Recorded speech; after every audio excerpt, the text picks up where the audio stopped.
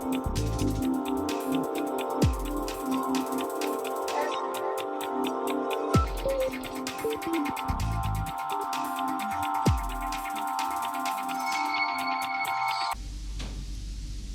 faites bien de nous suivre, Medi 1 TV Africa. Bienvenue à ce talk, le talk Africa. Aujourd'hui, nous allons parler de l'immigration clandestine. L'immigration clandestine a pris des proportions inquiétantes au cours de la dernière décennie et est même devenue un véritable enjeu. Plus qu'une immigration, on assiste à un suicide collectif de milliers de jeunes issus de l'Afrique fuyant leur terre natale. La Méditerranée centrale est devenue le lieu de ce sinistre qui interpelle les consciences et exige les mesures adéquates. Ce phénomène n'a donc jamais été aussi inquiétant et suscité autant d'interrogations. De ce fait, les pays d'Afrique doivent appréhender les défis et l'immigration auxquels ils font face afin de mettre un terme aux fléaux qui induisent.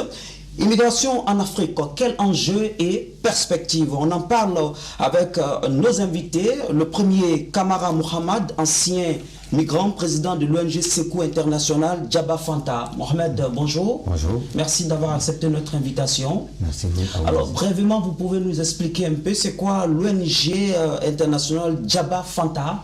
L'ONG Secours International Djaba Fanta est une organisation qui a été mise en place par moi et mes collègues, mes amis, pour pouvoir vraiment toucher le maximum de jeunes africains qui désirent d'aller sur le chemin de la société, c'est comme ça que j'appelle. D'accord. L'immigration clandestine. Djaba Fanta, ça signifie? Djaba Fanta, c'est le nom de ma grand-mère. Elle y a beaucoup pour vous? Beaucoup. Elle m'a apporté tellement de choses. C'est cet humanisme, c'est elle qui me l'a donné. Quand ça n'allait pas? Oui, l'amour, c'est elle qui m'a donné. Très bien. Notre deuxième invité est Kassoum Koulibaly. Kassoum Koulibaly, vous êtes président du groupe du développement de l'Afrique. Oui. C'est quoi le groupe du développement de l'Afrique? Merci bien, M. Diakité. C'est toujours un plaisir de vous retrouver. Un plaisir de partager. Et de pouvoir partager ce plateau avec un thème aussi important pour la jeunesse africaine, mais pour toute l'Afrique entière. Et donc, dans cet ordre d'idée, le groupe de développement de l'Afrique, le GDA, c'est une organisation panafricaine qui œuvre par l'information, la communication, la recherche, la formation et l'assistance technique à faire en sorte que les populations africaines prennent conscience des opportunités qu'il y a en Afrique et que nous devons nous unir et travailler ensemble pour pouvoir faire de l'Afrique une terre de bonheur, une terre de prospérité, une terre où les jeunes Africains seront fiers d'y vivre et ne chercheront pas à aller ailleurs, autre que l'Afrique, pour pouvoir réaliser leurs rêves de vie. Merci. Ça colle bien. Bien sûr. Bien. Mohamed Kamara, très jeune, vous nourrissez le rêve de rejoindre l'Europe, tentant en plusieurs reprises la traversée par différentes routes migratoires. Sénégal, Mauritanie, Maroc, Mali, Niger, Algérie et Libye. Qu'a été le parcours?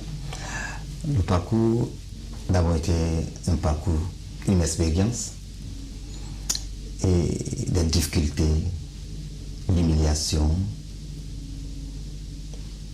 tant de choses négatives. Je quitte la Côte d'Ivoire en 2006. Mais avant ça, qu'est-ce qui vous a inspiré? Qu'est-ce qui vous a poussé à emprunter ce chemin? C'est un problème familial. Parce que moi, je quitte la Guinée à l'âge de 5 ans. Ma grand-mère m'amène ici en Côte d'Ivoire pour que je puisse aller à l'école, parce que je n'avais pas de chance en Guinée. C'est elle qui a son nom sur votre ONG? Oui. Fanta... Djaba Fanta. Djaba Fanta, ok. Parce qu'elle avait beaucoup d'amour pour moi. Je tiens aussi aujourd'hui de rendre un vibrant hommage à la mémoire de ma grand-mère. Et quand elle m'envoie ici à l'âge de 5 ans, j'ai fait d'abord une escale à Boaké, chez ma tante. Et je suis venu avec ma tante. Et ensuite, elle m'a amené à Abidjan, chez mon oncle, à Bobo Kennedy Clocha. Et quand je suis arrivé, j'ai commencé à aller à l'école. Je faisais l'école franco-arabe. Et j'ai commencé à aller. Mais vu la pression de la famille, mon oncle, j'ai compris qu'il il n'avait pas cet amour pour moi. Parce que j'étais avec ses enfants, il y avait une différence entre nous. Ensuite, il y a eu tellement de choses. Je me suis retrouvé comme un enfant qui est abandonné. Et tout ce que je vais faire, il ne veut pas. Parce que j'étais un excellent footballeur. Je jouais très bien au football. Votre ambition, c'était de devenir un footballeur. Un footballeur. Et c'est ce qu'on ne vous a pas, on vous a pas aidé. On ne m'a pas aidé. Parce qu'à chaque fois que je partais jouer au foot, quand je rentrais, j'avais 10 coups de fouet. À chaque moment. À un moment, ça m'a rébellé. Et j'ai décidé de quitter la famille. Et à partir de là, j'ai commencé à ambitionner de quitter le pays. Étant très jeune, dans les années 99-2000. Mais en ce moment, avant de quitter le pays, vous n'avez pas eu l'idée, vous n'avez pas eu des amis qui pouvaient vous aider à dire, bon, écoutez, comme si Abidjan ça ne va pas, alors à l'intérieur, vous n'avez pas croisé ces amis? Oui, j'ai eu des amis, mais on était tous d'ici, à Abidjan, qui m'ont beaucoup soutenu. Beaucoup. Du nom de Youssef Guindo. Actuellement, il est en France. Disons que vous vous êtes retrouvés entre amis qui avaient tous les mêmes idées de quitter. À peu près les mêmes idées de quitter. Et on s'est retrouvés en Libye. Et dès que je quitte la cour familiale, c'est chez lui que je loge. Son père s'est occupé de moi comme son fils, père à son âme. Et je suis resté, la situation était tellement compliquée. J'étais abandonné par ma famille. Et j'ai décidé de quitter la Côte d'Ivoire en 2006 pour aller au Sénégal, là où je passe 3 ans. J'ai travaillé comme un pêcheur artisanal du port de Joal, Kafounté, Ziguinchor, et jusqu'à Réal. Et à partir de là, j'ai eu encore des amis. C'est l'aventure. J'ai commencé à avoir des amis. J'ai commencé à entendre aussi une migration clandestine à partir du Kafounté. Kafounté au Sénégal. Okay. Et il y a un bateau, il y a une pirogue dans laquelle je travaillais, a décidé de partir en Espagne. Mais là, je ne connaissais pas, je n'avais pas le cœur aussi, je ne suis pas parti. Est-ce que c'était un réseau? C'est un réseau. Ok. C'est un réseau. Et quand j'ai décidé de ne pas partir, le bateau a chaviré au large de la Mauritanie. Il y a eu des morts. Mais c'est à partir de là, j'ai commencé à ambitionner et je me suis dit, bon, c'est que ça existe vraiment. L'immigration clandestine, c'est qu'on peut partir vraiment. Mais le fait que vous n'êtes pas parti et que le bateau est parti et chaviré et que vous avez appris, qu'est-ce que vous vous êtes dit tout à l'heure? Là, je me suis dit que c'est qu'il y a le chemin de parti. Si les gens mais si vous n'êtes pas parti aussi, peut-être qu'il y a quelque chose, parce que si vous étiez parmi ceux qui ont perdu la vue, si vous faisiez partie. Bon, si je faisais partie, c'était la mort, soit pas la mort, parce qu'il y en a qui se sont... Il y a des survivants. Et moi, quand je ne suis pas parti, je suis resté au Sénégal pendant 3 ans. D'accord. Après, je suis allé en Mauritanie. De Mauritanie, je suis allé en Algérie. De l'Algérie, je suis allé au Maroc, à Tanger. Et j'ai tenté la traversée et j'ai échoué.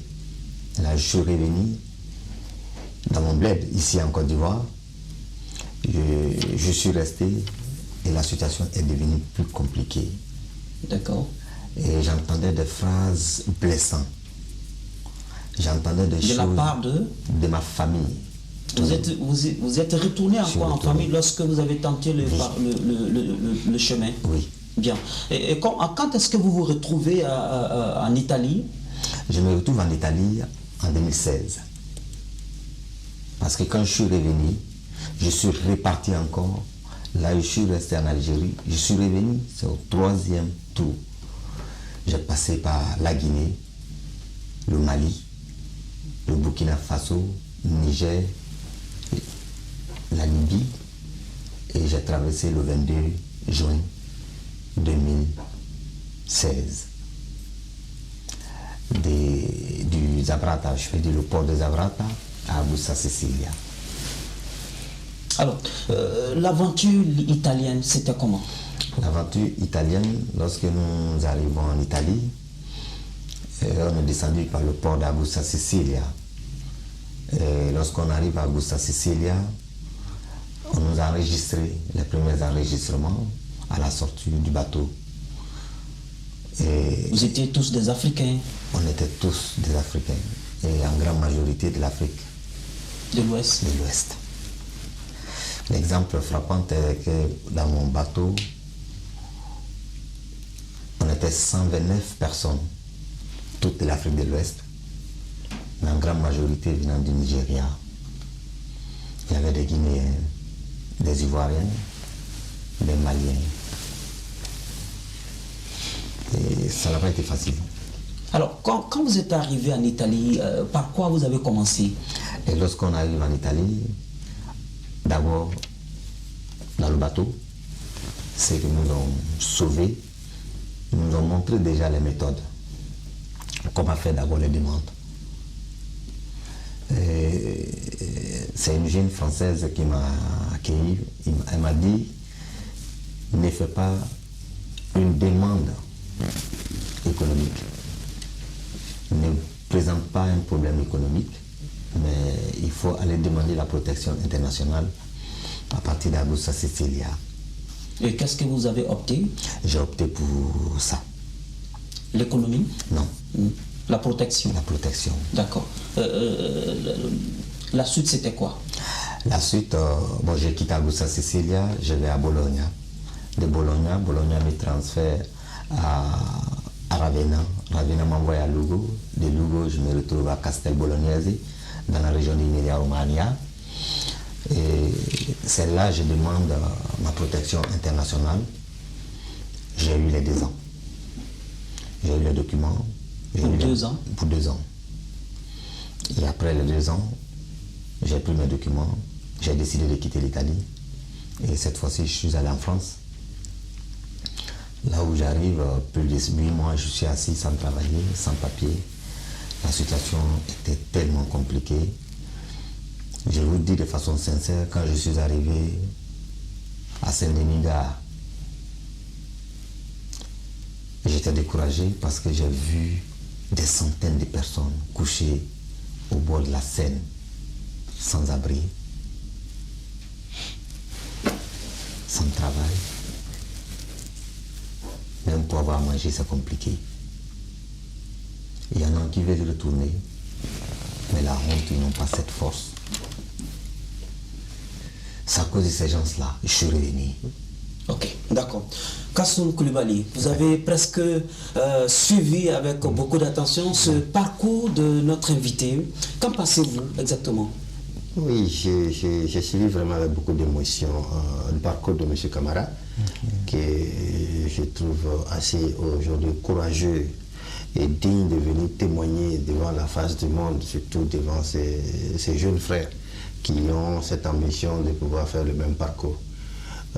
Ça m'interroge à plusieurs endroits, au niveau personnel, au niveau familial, au niveau sociétal et au niveau institutionnel, pour voir qu'est-ce qui peut faire en sorte qu'on ne puisse pas vivre de tels cas.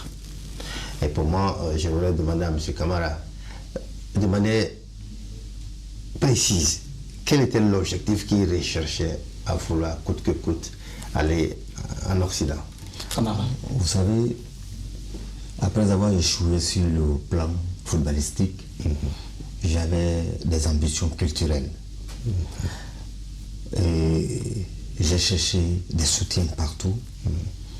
Je n'arrivais pas à avoir de soutien. J'écrivais des tests musicales de reggae.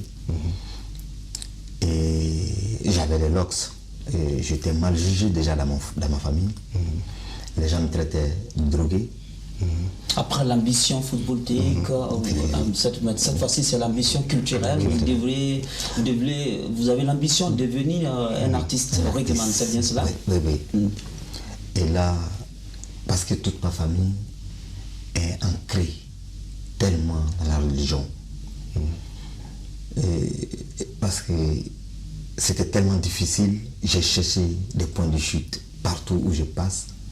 Mais je me suis dit que je vois les gens partir en Europe.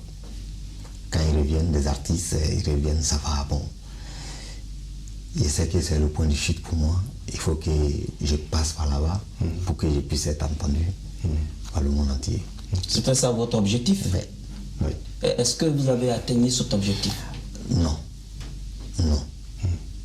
Non, parce que l'Eldorado est devenu une vision. Et quand je suis parti, c'était dans la précarité totale. Et j'ai vu des situations, même en France, des petits frères, des amis, qui ont passé plus des années en Vamon, sans papier, et la situation est compliquée. Et c'est pour ces gens-là que je reviens, pour faire passer ce message, pour leur dire, si ça ne va pas, il faut rentrer chez toi. Ok. Vous avez...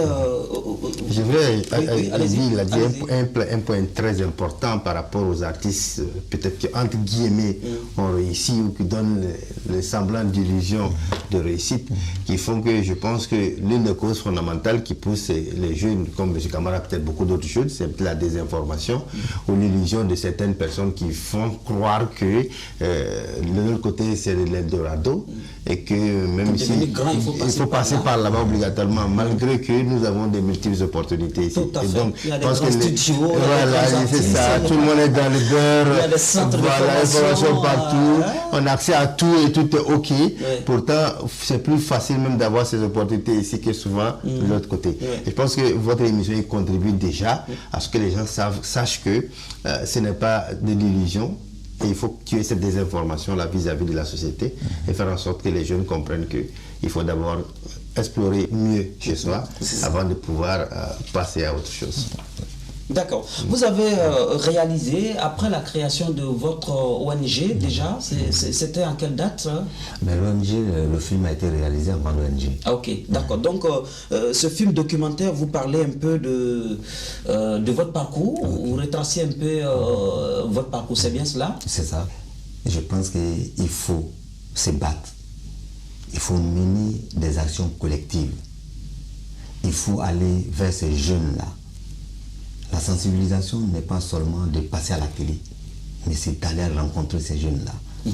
Raison pour laquelle vous avez créé votre organisation, ONG internationale Secours Djaba Fanta. C'est bien cela? Ça. Et à partir de votre organisation, vous menez des sensibilisations, c'est bien cela? Oui. Oui, on a commencé à mener nos premières activités au mois de septembre dans une église. C'était des adorateurs. Et notre deuxième activité, c'était le 18 décembre, passer la journée mondiale de l'immigration à Yopougon, Sipores. On a eu même à faire renoncer un jeune à ses voyages à travers le film. Et le 22 passé, j'étais chez la Fondation Amigo.